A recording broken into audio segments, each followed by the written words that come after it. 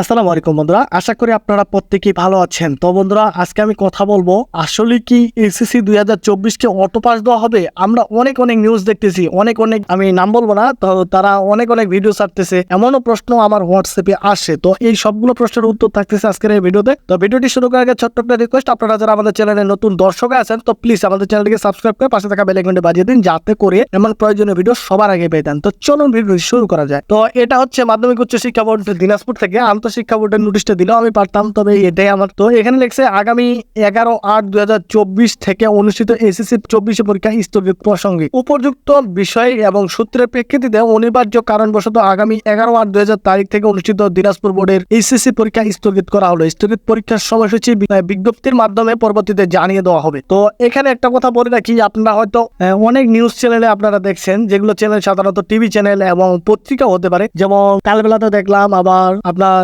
জাগো নিউজে দেখলাম। তো এরকম অনেকগুলো নিউজে দেখছি যে আপনারা দেখছেন হয়তো, আবার মিডিয়া টিভিতেও দেখছেন আপনারা, যে ভিডিওর মাধ্যমে তারা প্রকাশ করছিল অনেক থানাতে ভাঙচুর হয়েছে এবং আগুন দিয়ে আপনাদের উত্তরপত্র পুড়িয়ে দেওয়া হয়েছে। তো আমাদের যে উত্তরপত্রগুলো পুড়িয়ে গেছে এবং অনেক থানাতে লুটপাট করে তাদের প্রশ্নপত্রগুলো অনেকজন অনিবার্য কারণবশত কেউ নিয়েও গেছে, আবার অনেক দুর্বৃত্তগুলা আবার অনেক প্রশ্নপত্র ছিঁড়ে গেছে, মানে অনেক সমস্যা। এই সমস্যার মধ্যে কিভাবে এসএসসি পরীক্ষা নিবে, এটা একটা ওরা বলতেছে সাধারণত ইউটিউবার গুলো, যেগুলা আমাদের মতো ভিডিও করে। তো আমি সবাইকে বলবো না যে সবাই ভুয়া তথ্য দেয়, তো তারা তাদের যুক্তিটা দেখাচ্ছে। তো এখানে একটা কথা বলে রাখি, এখন পর্যন্ত আমাদের প্রধান উপদেষ্টা হোক কিংবা উপদেষ্টা মন্ত্রণালয়ের কোনো সদস্য হোক, তারা কখনোই বলে নাই যে আমাদের পরীক্ষা অটো পাস হবে। যদি অটো পাস হয় তারা তখন বিজ্ঞপ্তির মাধ্যমে জানিয়ে দিবে। তাছাড়াও আপনারা হয়তো দেখবেন যে অনেক গুগলে সার্চ দিলে অনেক আসে, যে অনেক চ্যানেল আছে যে আপনাদের এসএসসি 2024 অটো পাস। তো এগুলো হচ্ছে গুজব। এগুলোতে কোনোভাবে কান দেওয়া যাবে না যতক্ষণ পর্যন্ত শিক্ষা মন্ত্রণালয় নোটিশ দিচ্ছে। তো যতক্ষণ তারা নোটিশ দিবে না ততক্ষণ আমরা কখনোই ভাববো না যে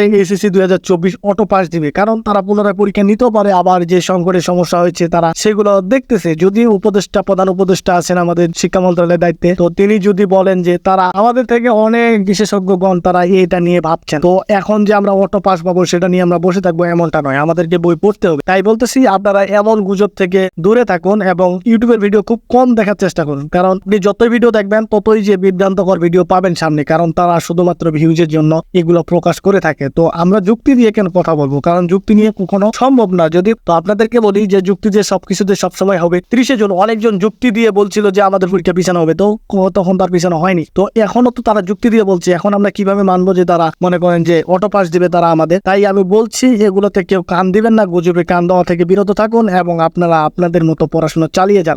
এখন একটা কথা বলে রাখি, আপনারা হয়তো অটো পাসের জন্য অনেকজন অপেক্ষা করতেছেন। তো যারা অটো পাস চাচ্ছেন তারা একটু কমেন্টে বলবেন, আর যারা চাচ্ছেন না তারাও কমেন্টে বলবেন। তো এই ছিল আজকের ভিডিও। যদি আমি নোটিশ পাই পরবর্তীতে আমি এসএসসি আপডেট দিয়ে যাব, আর আপডেট যতক্ষণ দিচ্ছি না ততক্ষণ ইনশাল্লাহ আপনারা বোর্ডে চোখ রাখুন, বোর্ডের ওয়েবসাইট গুলোতে যতক্ষণ আপডেট আসতেছে না ততক্ষণ আমরা এই এসএসসি 24 নিয়ে ভিডিও বানাচ্ছি না। তো আমরা আবার চেষ্টা করব, আমরা এখন নিয়মিত চেষ্টা করতেছি আপনাদের মাঝে থাকার, তাই আমরা সরকারি যে নিয়োগ বিজ্ঞপ্তিগুলো আছে সেগুলো দেওয়ার চেষ্টা করতেছি। তো এই ছিল আজকের ভিডিও। সবাই ভালো থাকবেন, সুস্থ থাকবেন। আসসালামু আলাইকুম।